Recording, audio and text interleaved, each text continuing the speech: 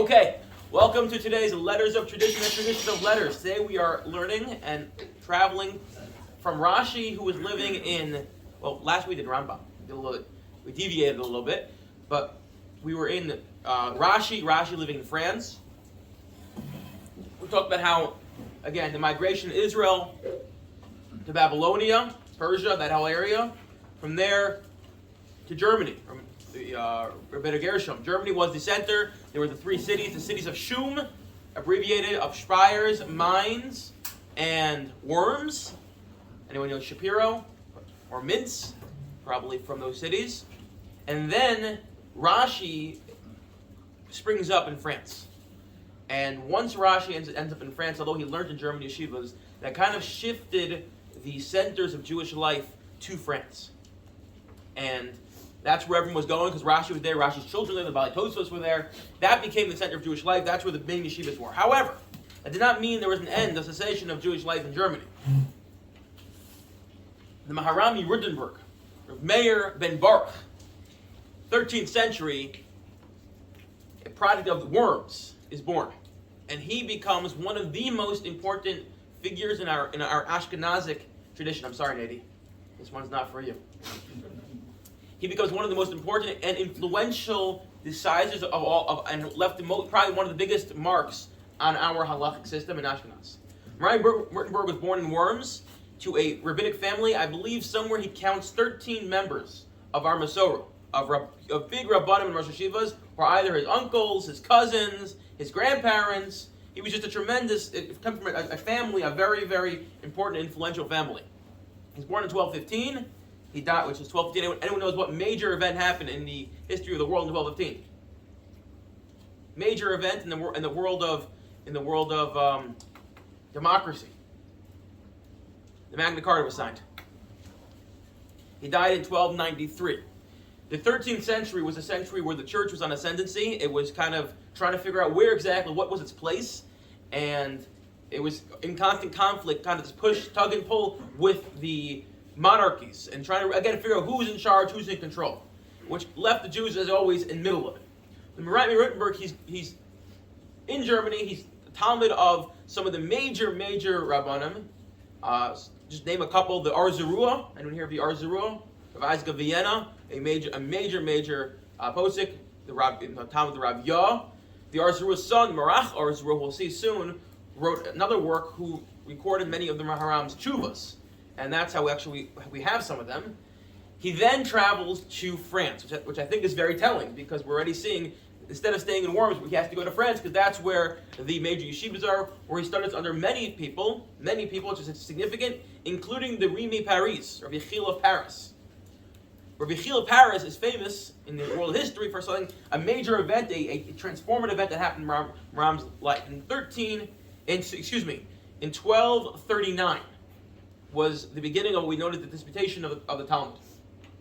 Essentially, the Pope got wind, or was told, or decided, kind of unclear why exactly, that the Talmud was the reason why the Jews were not converting, and he decided that everyone should confiscate the Talmuds, and they should put the Talmuds on trial. And the only person who followed this was King Louis, the great and holy King Louis. King Louis the Great, who obviously was not very great for the Jews. King Louis confiscated the Talmud, essentially put it in escrow, and said, let's put this Talmud on trial. Talmud goes on trial, and they lodge about 35 complaints against the Talmud. The person who was the main, prosecutor, and one of the main enforcers of, and encouragers of this trial was a man, Nicholas Dunn, who was not just a Franciscan monk, but also a Talmud of Yechil of Paris. He apostatized. So he very likely may have learned in the same yeshiva as Rabbi Rutenberg. The Talmud goes on trial. They lodge 35 complaints against them. Among those complaints are the Talmud is displacing the Bible, which is a big no-no if you're a Christian. The Jews are no longer need the Bible. They just look at the Talmud. The Talmud is blasphemous. If you read the Talmud, just open it to Brachas, at the very beginning, it talks about God in very anthropomorphic terms, describing how God wakes up in the middle of the night and screams like a lion. Again, the Torah is full of it, but there, we already have, all sorts of, God has an outstretched arm. We have all sorts of explanations why that is. Well, suddenly the Talmud comes along and continues this trend. That was a big no-no. The Talmud is obscene. The Talmud talks about every single topic in the book, And the Talmud also, another one big one was the Talmud is a polemic against Christianity, which isn't so wrong. The Talmud covers many, many things. You can find anything in the Talmud, and occasionally you find the Talmud Amorai will make certain derisive and comments against Christianity and against the Immaculate Conception, against one showed up in Daf Yomi just a week and a half ago, against Mary. So among those things, Talmud was put on trial, and there was a real trial. Talmud was sitting there in the defendant's stand. There were witnesses called on both ends, and obviously it was a rigged trial. It was already preordained that the Jews were not going to win it. And then 33 cartloads of Talmud were burned, which is equivalent to, I saw somewhere, over 30,000 volumes. It was a traumatic event in the world of the Jewish people. Jewish life in France never recovered. Ad Yom Hazeh, it was a center of life. Moran Rutenberg was there. He saw the whole thing. It was his Rebbe who was defending the Talmud, and he composed a kinnah, which you read till today, Shailos U'Teshuvos.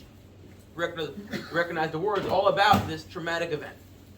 He then travels from there, with many Jews who left, to Rutenberg, where he lived out most of his life. As some sort of rabbi, perhaps chief rabbi, he was in Rutenberg. He answered many, many questions. A very interesting answer. He was not someone, his emotion came through when he answered questions. There were times I was reading a tshuva, he was annoyed. He's like, you already asked me this question. Why are you asking it to me again? Like, get over yourselves. Find a way to compromise and move on. I know what you're asking me. The tshuva we'll see today where he gets very emotional and very, very, very upset. He was a powerful, powerful figure in that regard, but also his Talmidim. Not only did they spread out throughout Bohemia, Austria, and Germany, his Talmidim become the Maharil, who we discussed in the previous year, not this year, but Tfilah year, who was one of the, again, reported all the Minhag of Ashkenaz. The Hagoyes Maimoni wrote a Perush on the Rambam, essentially giving the Ashkenaz versions of the Rambam, the Mrach Arzarua, and most prominently the Rosh, Rabbeinu Asher. The Rosh went through the entire Talmud and recorded all the halacha, and he's one of the main pillars that the Shulchan Aruch relies on and the Ramah rely on when it comes to writing the Shulchan Aruch. So here's a person who leaves his indelible mark not only on the Shulchan Aruch through the Rosh, and the Rosh is someone the Torah, who was again the precursor to the Shulchan Aruch, if you want to look at it that way, but also the Ramah heavily leaned on the Hagoyes Maimoni, the Mordechai, another Talmud, the Arzarua to figure out what the halacha was. So in a way, the Rutenberg left this mark on the Shulchan Aruch, because whoever you are, whether you're Sephardi or Ashkenazi, and he kind of was the person that taught them all. I wonder, perhaps, because he was someone who was in Worms, he was in Germany, he then travels to France. His Rebbeim run the gamut from the Raviyah, the Arzarua, the Balei Tosfos. Perhaps that's also one of the reasons why he had the authority. Because when he said, this is the minhag, Taka, that probably was the minhag, because he kind of knew what the minhag was. He also, and I got a couple other things about it before we get into today's shiur, was this was a time when the world at large was trying to figure out, again, as I mentioned, the balance, exactly how should communities be structured. It was a feudal system meaning that you were not a subject to the king, you were subject to the local leader. You paid your taxes to the local leader. The king may have had some sort of overall understanding of what's going on, own the land, but ultimately your primary, overlord was the local lord, was the local leader, not the king. They were trying to, again, who has what to say, who can make decisions, where the church falls into all this.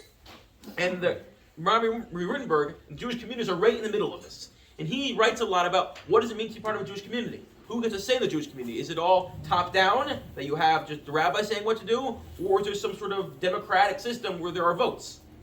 He was very much in favor, again, democratic system excluding of women and people who don't own property, but he kind of said, when you have a community, so we take a vote and we figure out what are best. Not when it comes to necessarily all halachas, when it comes to more minhag, in practice, and how things should go. Now, that's obviously a minefield, because in a way, the halacha speaks to everything. So there's a wonderful and fascinating essay by Rabbi Lichtenstein where he talks about this issue, about how do you kind of navigate if halacha speaks to everything, but then what's the role of the layperson? But that's already beyond this. So that was Rabbi Rutenberg, again, wrote a lot about how communities be structured, and there are those historians who want to claim that because the Jews were more urbanized, when they kind of put forth their structure of governance, the local Christians, the local non-Jews, turned to the Jewish people and looked at their way of organizing communities and their way of governance, and they copied it. which would mean that the Maharam Rutenberg had a much larger influence on the broader Europe than just the Jewish communities. The Maharam Rutenberg's life ended in tragedy. He, for some reason, again, there's a debate among the historians, he decided at a certain point that King Rudolf, the king, did something. Again, it's a little unclear. He decided it was time to leave Rutenberg, leave Germany. He was living in Germany. He had a house that was 21 rooms. He was a very wealthy man. He did not take money for teaching. He had a lot of business ventures, but in his house he had a yeshiva, he had a dormitory. He picked up his entire community, and they proceeded to leave Germany. On the way out, he was in a certain city. I don't remember the name of the city. I can't pronounce the name of the city. He was recognized by an apostate who reported him to King Frederick, who then took him and imprisoned him. And he was in prison for 7 years before dying in jail. And then his body remained in custody until he was finally redeemed by an Alexander Winfrey, who we'll meet soon, who redeemed his body on the condition that he get buried next to the Maharam Rutenberg. So if you look here, the first picture is a picture of the old cemetery in Worms, and one of those is the grave of the Maharam Rutenberg, and the one next to that is the grave of this Alexander who redeemed the Maharam. Why was he thrown in jail? It's very unclear. Some say because he was escaping. Another theory is because why was he leaving? Why did the Jews get up? Some say it was persecution, although there was persecution all the time. There were blood libels all the time. Others say actually what happened was there was a big debate. What role do Jews have? Who owns the Jews? Who do they owe allegiance to? And the king essentially said, they're going to pay taxes to me, not to the local lord, which is against all precedent, essentially saying they're going to become my slaves, which is again, the good side of it, now they have the protection of the king. The bad side is essentially he's breaking what's the minhag of everyone did, where you pay to your local lord. He's saying they're now my slaves. And Ryan refused to do that, so he picked up and left. Because he didn't want to be the slave of the king, for good reason. What happened was the Jewish community offered to ransom the Maharam Rutenberg. He was the king, he was the Gadol Hadar, they offered to ransom and he refused the money. He said, because if you ransom me, that's going to set a precedent that they're just going to start kidnapping rabbis and put them in jail and ask for exorbitant, outrageous ransom monies to redeem them. So he refused to be redeemed, and he said, don't redeem my body, until this Alexander came along and redeemed his body. Another theory is that he would have been redeemed, but actually the king took the money and didn't redeem him, which just shows he was a bigger Russia than just being a Russia. So that was Maharam Rutenberg. Again, he ends up in jail. His time in jail was actually a very productive time for him, because it wasn't just sitting in a pit, but they gave him his Sfarim. His students were allowed to meet him. You read sometimes a tshuva of the Maharam, it says, when we went to visit the Maharam in jail, he said the follows, and actually that was when he organized a lot of his final works. He wrote a peirush on the Tosfos. He wrote a Tosfos. Tosfos, again, were many different people. A bunch of them are the Maharam. He wrote many Shailos U'Teshuvos. He wrote the Shailos U'Teshuvos. He wrote these many, many works. What I want to discuss today is not any works particularly of the Maharam, but this question of, are you allowed to redeem a captive? Pidyon Shvuyim. And in our scenario, are you allowed to redeem someone who ended up in jail for so long? And ultimately, the person who did redeem him, why did they do so? So that's what I want to talk about today. Any questions, comments, observations? No? Anything? Feel free to ask. All right, yeah. The Rambam in Hilchos Matnos Aniyim is again gives to the poor, writes as follows: Pidyon Shvuyin Kodin LeParnasas Aniyim V'Lechusa.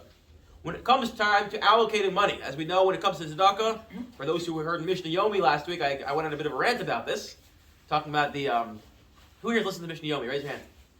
All right, so you heard my little rant about tzedakah. That when it comes to tzedakah, there's always a finite amount of money and an infinite amount of people who may need.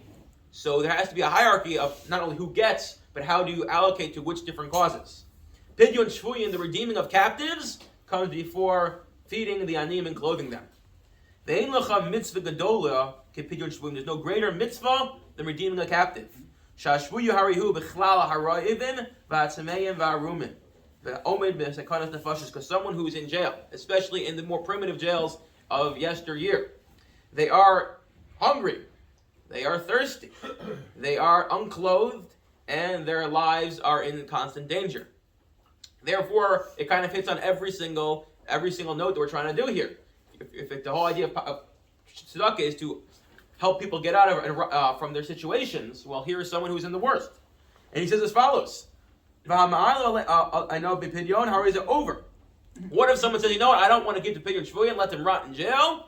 They're over the following, not one aveira, but multiple. Lo sametz es levavcha v'lo sikbas et yadecha, which is a more common general prohibition. If someone's not give tzedakah, someone refuses to give tzedakah, then they're over hardening their heart and not stretching out their hand. Lo samet al dam rayecha, standing upon your brother's blood, as we discussed in Gemara Sanhedrin. If you see someone drowning and you have the means to save them, and you don't, you're standing on their blood. Lo yardenu beperach leinecha, you should not rule ruthlessly over them, as you can control and save them, and you're basically saying, I have the power to help you, and I'm not. Ubatel mitzvah, there's also a positive commanding, the commandment to stretch out your hand and to open your hand and give. That if we can help someone live with you, as in you're able to support someone, you do it. Says the Rambam, you're not in a good place. There are multiple prohibitions and mitzvahs ases you are over. You are transgressing when you don't help redeem someone from jail. There's no greater mitzvah than redeeming a captive. No greater mitzvah than redeeming a captive. In fact, the Gemara in Megillah says as follows: a Sefer Torah is the holiest object we have. We do not just sell a Sefer Torah. It's very complicated to sell a Sefer Torah. However, says the Gemara, there are 3 reasons we sell a Sefer Torah. Either you sell a Sefer Torah in order to get money to buy a new one, let's say it's falling apart, or to learn Torah. Because again, Torah is the most important value, so in order to learn Torah, you can sell a Sefer Torah to facilitate you learning Torah. And lastly, Velisa Isha, to get married. Again, such an important mitzvah.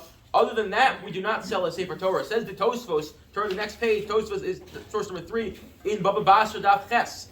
1 minute. What about Pidyon Shvuyin? If Pidyon Shvuyin is such an important value, it's such an important mitzvah. So if you can sell a Sefer Torah to get married, you can sell a Sefer Torah to learn Torah, what about Pidyon Shvuyin, which is Gadol Mekola Kol Mitzvahs? What was Lashon the Rambam?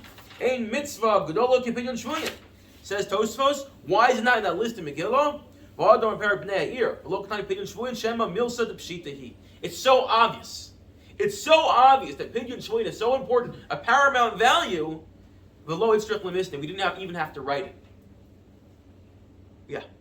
But wouldn't it be that who is responsible for redeeming somebody from prison? Is it all of Bnei Yisrael? Everyone. So who you sign the Sefer Torah to? Who wouldn't already be required to help you? Maybe the Museum of Archaeological History. I don't know. Okay. And would all this still count in today's modern jails where not so clear? So not so clear, but I'll tell you what will count in today's jails, and that's as follows. Next source. Ready for this? So, that's a good question. We live in a society where there's a justice in our country, in America. We have as broken as the prison system may be, it's still a more just system, and people sometimes do the wrong thing and end up in jail. So does Pidyon Shvuyin apply nowadays? And the answer is yes. In July 1968, an El Al airliner was hijacked to Algeria. The 12 Israeli crewmen and passengers were exchanged for 16 Palestinian prisoners in Israeli jails. The Israeli government later denied that there had been a deal. What do they say? We cannot comment on this matter. On December 7th, 1969, 2 Israeli citizens were on whose planes were hijacked to Damascus, and 2 Israeli pilots, Gila Ram and Nissim Ashkenazi, who were shot down over the Suez Canal in the War of Attrition, were exchanged for 71 Egyptian and Syrian prisoners held in Israel. So yes, we still have terrorists and we still have situations, Gilad Shalit, where we have prisoners who have to be redeemed. And the question is as follows. How about if just the bodies? The same apply to bodies of the soldiers? I don't know if it's Pidyon Shvuyin, but again, there are broader issues at play here. Yeah. Does the nature of the incarceration change the ruling? That's what Ibrahim's question was. Well, no, a step beyond that. For example, you mentioned that in those days they were kept in dank tons or whatever, but that isn't entirely true. Prisoners of high social status or important prisoners were actually kept in the primary house with the like the Maharami Rutenberg. And lived a life of luxury, just they couldn't leave and had no control of their own schedule and things like that. The worst part about being in prison, according to a prisoner I spoke to, was having no control of your own schedule. What it means to be a man, I mean in general, the mankind, is that we have freedom. That's one of our defining features. To take away freedom from someone. We're not talking about somebody who's hungry. We're not talking about somebody. Again, but taking away freedom from someone, I think that Pidyon Shvuyin really gets down to taking away someone's freedom is the worst deprivation one could do for someone. That's why slavery is more important than food than feeding the hungry. To some extent, I would think yes. Surely, Rabbi Rudenberg thought no one's brought up. Because he was sitting there in prison, and he had access to his book, so no Pidyon Shvuyin. What's brought up, as we'll see, is maybe are we allowed to exchange them? So here's the question. The more modern question, which a lot of the poskim started discussing in 1970 or so, was there were a series of hijackings in Israel where Israelis were kidnapped. We know in Entebbe, which happened in 76, but even prior to that. And the question is, can you redeem them? And in our case, they weren't asking for money, but they were asking for the freedom of terrorists and murderers. So what everyone wants to deal with are as follows. Now, we'll turn to Rabbi Yehuda Gershuni, known as the Grodin Eloi, who was a Talmud of some of the greatest Lithuanian rabbis, who then went to Israel, became a Talmud of Kook. And he says as follows. He writes this in 1970 in Hadarom. Hadarom is the RCA's journal. This is source number 4. The following situation has arisen over the past couple of years. If you go to Wikipedia, by the way, they list of all the different hijackings and kidnappings that took place leading up to this. It's the Arab terrorist, Yimach Shemo. Shem lachzu al memshel Yisrael lahaklev shvu Yisrael be'eit shvu yamachblin. What they want us to do is create a pressure situation which coerces the state of Israel to free terrorists, and in order to do that, they are basically creating this exchange. The Mimshala Yisrael is dochosam lo ratzos to b'shum ofen lahaklis imarotzlim over masu matan. And the state of Israel says our policy is we do not negotiate with terrorists. We're not playing into this cycle because we know exactly what's going to happen. Which is why, if you look at that first source, there may have been an exchange, but it was not public. We want to, because I want to figure out, is this permitted? And again, this question again came up after the Gilad Shalit deal. We had 1,000 terrorists released from one person. The question is twofold. Again,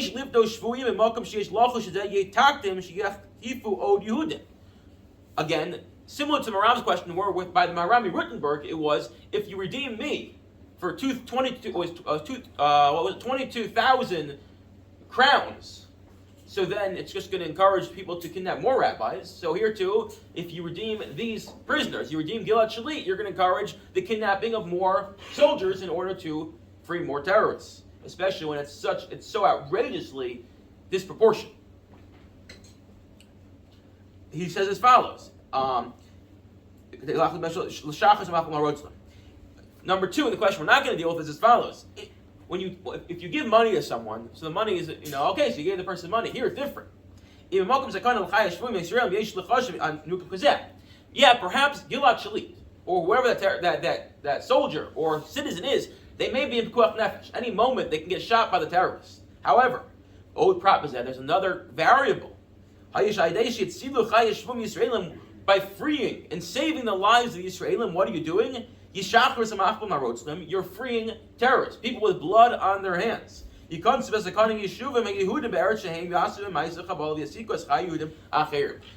what you're doing is you're releasing killers on the street. So yes, immediately right now, this citizen or soldier may now no longer be in a place where their life is in danger, but you've essentially released someone with blood on their hands who's probably, and we've seen it, statistics show us, is going to go and engage in acts of terror, and essentially you're endangering more Jews. A very, very fair and heavy question. This is why I don't want to be prime minister. These are real questions. You have a family. It's called the prime minister prisoner syndrome. When the family gets up there and they talk about their child, they talk about the kid, and they're protesting, and you're looking at this family. You see the father in the eyes, the mother in the eyes, and you realize the pain they're going through. But you also realize in the future what that can bring. So these are the 2 questions. Question number 1 is, when you create this disproportionate response of freeing so many terrorists for one person, it encourages the cycle. And number 2, you're freeing terrorists. I want to talk about number 1 today, because it's really the question of the Maharam. So it's not a new question. As they say, everything can be found in the Gemara, or almost everything can be found in the Gemara. The Gemara in Gittin says as follows. Before I begin, anyone have any comments? We all good? 1, 2, 3. Okay.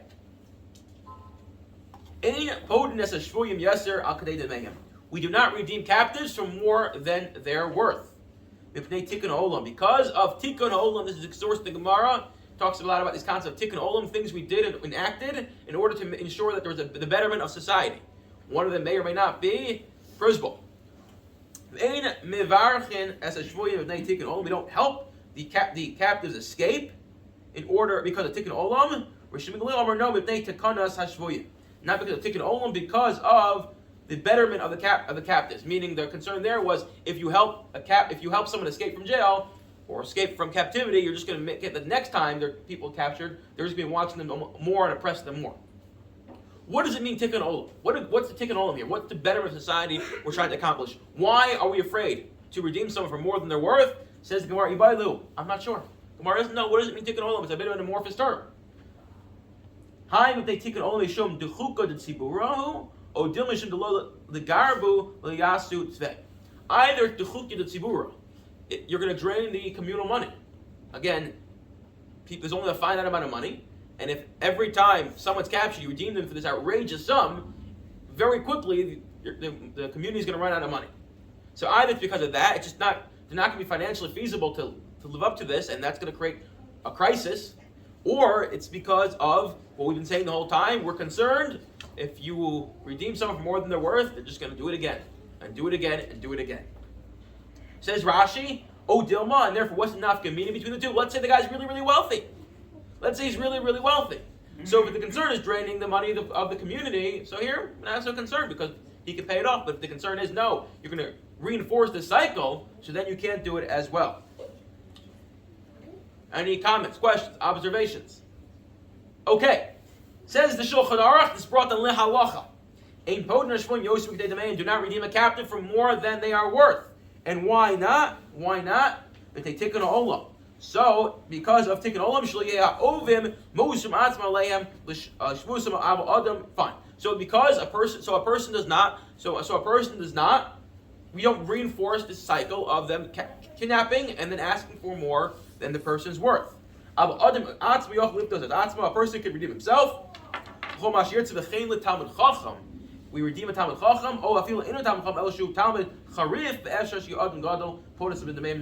However, at Talmud Chacham, we do redeem because of their value exceeds the more than a common person. Yes, comments. How do you determine a person's worth? So there. Nobody assess their value like you would a piece of property. We do though. You go to the courts now. If in New York State, if you kill someone, there's only damages. If somebody's hurt, then how much? If you damage someone, you can sue for $100 million. If someone kills someone inadvertently, there's only a limited amount of money you can get from the state. Well, the state allows you to take from someone else. I think it's at 1.7 now. But you said if in the case of a Talmud Chacham, what about, I think it was last year, you only started studying when he was like 40? So that's what he said also. Or Like you're a Talmud Charif. You're someone who they see potentially become a Talmud Chacham. But if you, I'm sorry.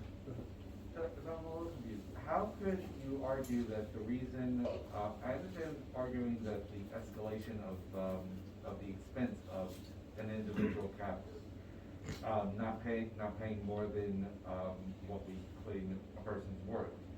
But I don't understand how it would be the escalation of them taking more captives, because not giving them more than a person's worth, you're still giving it to them. They're still going to keep wanting that money. Correct, but if you So it doesn't really change the equation if you're not escalating the quantity of money. No, but I think it does when they recognize, this community over here, Also, remember, we're talking about when they had slaves, everyone had a value. But when you, if they know we can get this outrageous amount of money, it's worth going to kidnapping. What about when you're if it's not an outrageous amount of money? I mean, you're right. Pointed out, there's still a slave trade. No, it definitely, it still does. But I think it's still, again, Peter and Shmuel is still important. You have to draw a line somewhere. What about when you're exchanging, like here, reference to exchanging prisoners? How do you put the value of two Israelis against? We let them put the value on it, and they clearly think their people are not worth a lot of money. Is that an equal swap? Again, I don't want to get into the political decision. I only brought up the halacha perspective, but again, there are a lot of considerations that go in there, and on both sides, politically and halachically, what's permitted, what's not permitted. It's a tragic question, but the idea I want to bring out there was one of the questions supposed to talk about, similar to Maram's question, is, if let's say the Arabs, they knew they can only get one. It was 1 for 1. maybe they won't engage in the risk of kidnapping someone versus here, they know they can free 1,000 people, so it's worth the risk. That's also part of it. Again, as always, running out of time, so I'm going to do this next source outside. The Radvaz asked the following question. He says, it's Maisim B'chol Yom. We see all the time, Jewish prisoners were redeemed for way more than they were worth, which is against the Shulchan Aruch, which is against his Mishnah. And he wants to know why. And he gives a couple of reasons. He says, first of all, maybe that everyone's redeemed for more than they're worth. That's kind of Yair's point.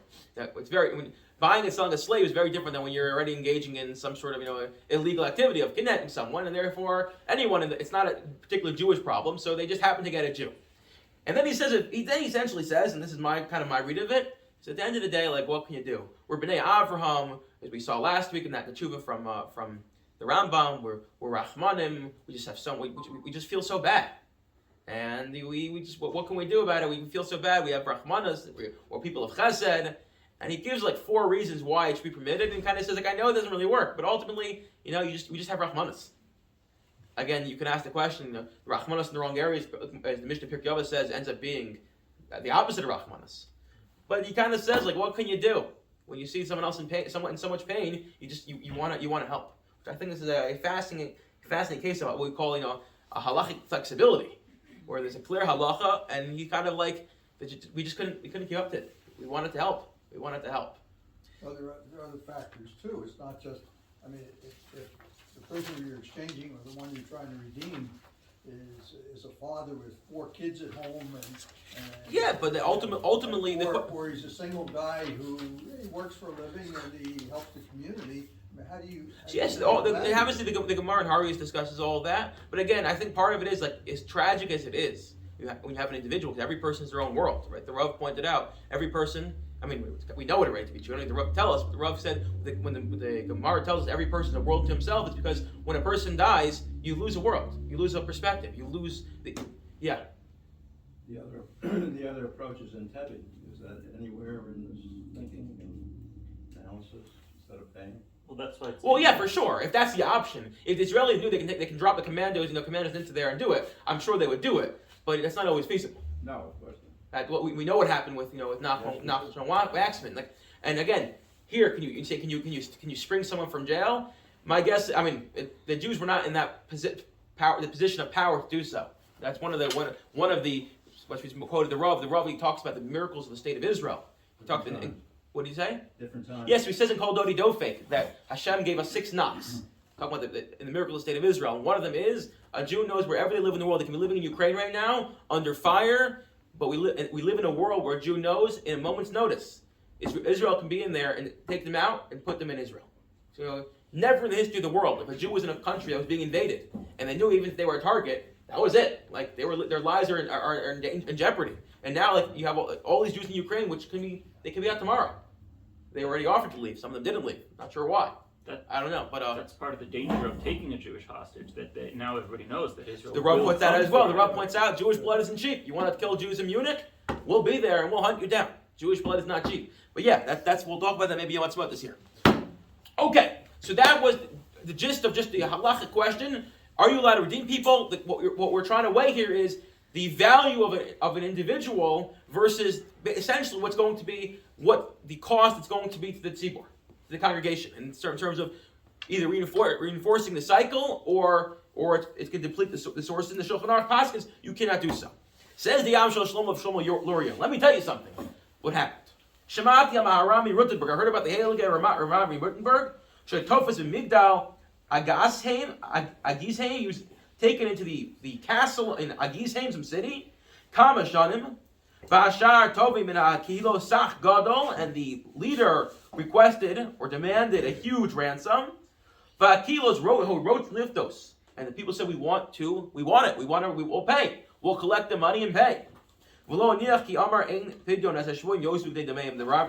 Rutenberg said, we don't redeem captives for more than they're worth. I will sit in jail and sacrifice essentially my freedom. And then he goes on to say, but I don't understand, he was a Talmud Chacham. And if he's Talmud Chacham, he should have redeemed himself. Okay, fine.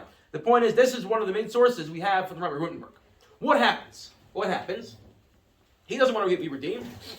as we pointed out, a man by the name of Alexander Susskind ben Shlomo Zalman Winfrey, he comes along after the Rabbi Wittenberg. He's been dead for a number of years, and some sources say he gave up his entire fortune to redeem the Maharam on the condition he was buried next to him in the cemetery.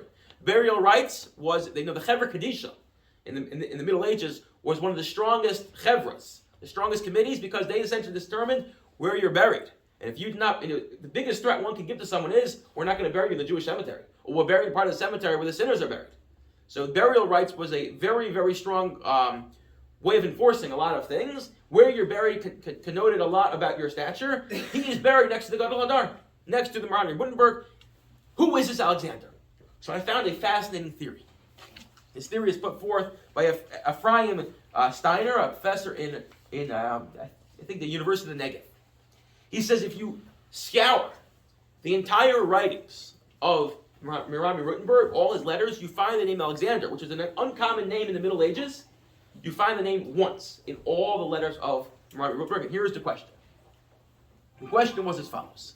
A person by the name of Alexander hired a bunch of ruffians, hired a bunch of hooligans to shake down essentially one of his creditors, to scare them, to make them pay up. And instead of doing so, they killed this other Jew.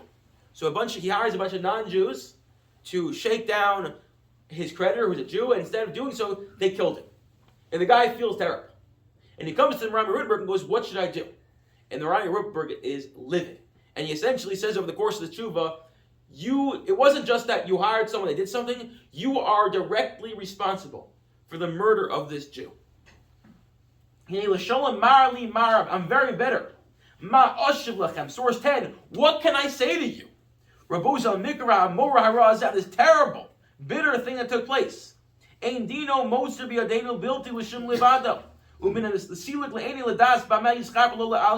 I don't even know what to tell you that you can do to find atonement.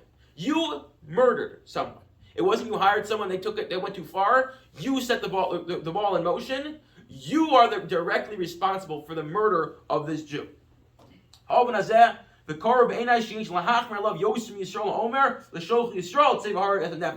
worse than, this is worse than a Jew appointing another Jew.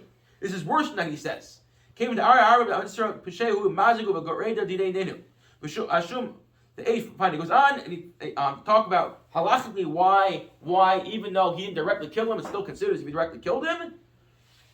And he ends off saying, he says, you should be fasting, you should be whipped. He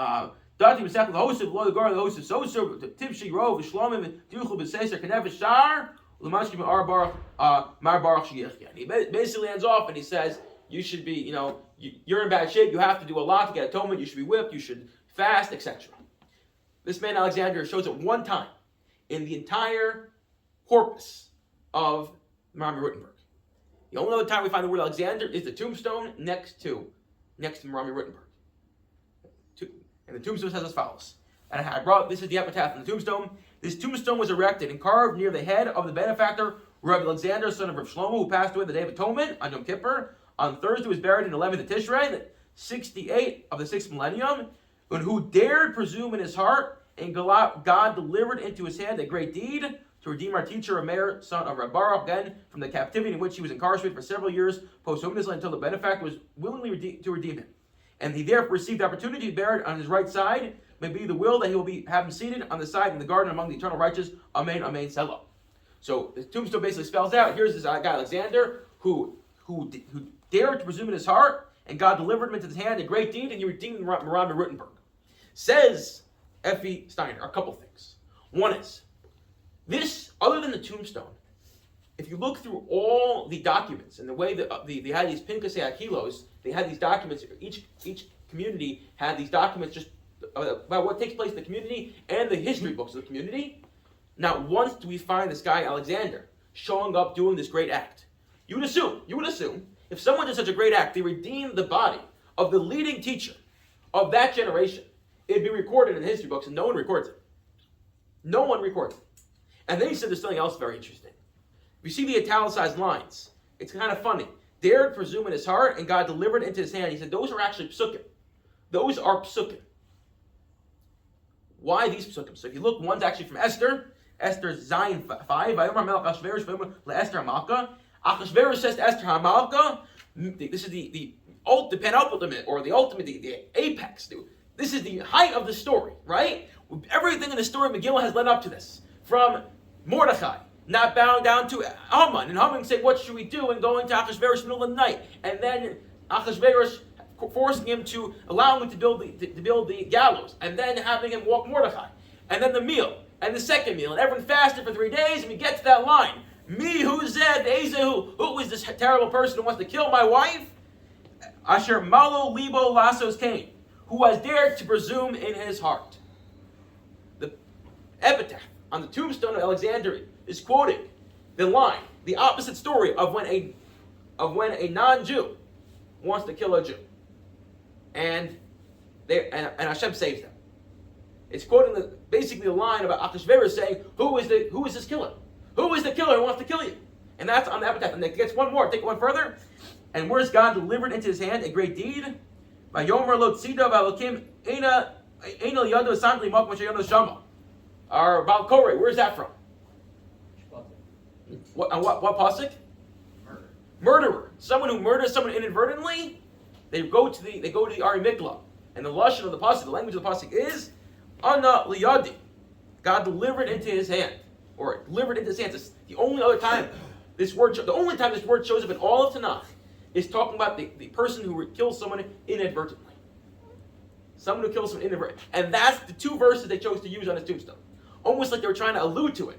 Here's a guy, you know why he redeemed the great Rabbi Rutenberg? This was his penitence. This was his atonement. That he gave up his entire fortune in order to redeem the Maharam. Yes, we're not going to mention it in our history books. But on his epitaph, we'll mention it, and we'll allude to the fact, why did he do it? Again, here is Haman, and Achashverosh saying, who is this terrible person? And here's the person who killed someone inadvertently. Quoting those 2 psukim, it says, Professor Stein in his article, is it possible that this, in fact, a post-hominous exchange of favors and meritorious acts, was Winfin in effect trying to buy his acceptance back into the Jewish society by redeeming the remains of the man who had shunned him? I suggest that the possibility that Alexander Winfin of Frankfurt, who redeemed Rav Meir's body and had him properly buried, and Alexander, the convicted murderer from Rav Meir's responsa, are one and the same. The meritorious act of redeeming the body of the deceased master was one part of his story, and another part was indicated in his epitaph, which is worded to show that despite his crime, he had proven his true repentance and earned the privilege of being buried next to the great rabbi. The fact that not everyone accepted this would explain the absence of any record of his admirable deed in the Mur Bacher, which is the memorial books. So although dead men tell no tales, sometimes the clues they leave behind, enigmatic as they may be, enable a new possible reading and another unique way of interpreting an ancient story. And I thought that was fascinating. That here is a man who achieved his atonement, achieved his penitence, by redeeming the person who essentially shunned him and put him in chayim. And that is the mystery. And I think what's very cool about the final story of Rabbi Rutenberg, a man who really left an indelible mark on our halacha. So many halachos can be traced back to him, who wrote Tosfos. You open up multiple Masechtas, and he writes there. A man who transformed our community structure and how our communities are operated. A man who helped us really and guided us in terms of how to be a unique society, a smaller society within the larger society, and a man whose life ended in prison, and ultimately the final chapter was redeemed by the person who himself had shunned many years earlier, for having murdered, and now the person who reached atonement. With that, I wish you a wonderful week.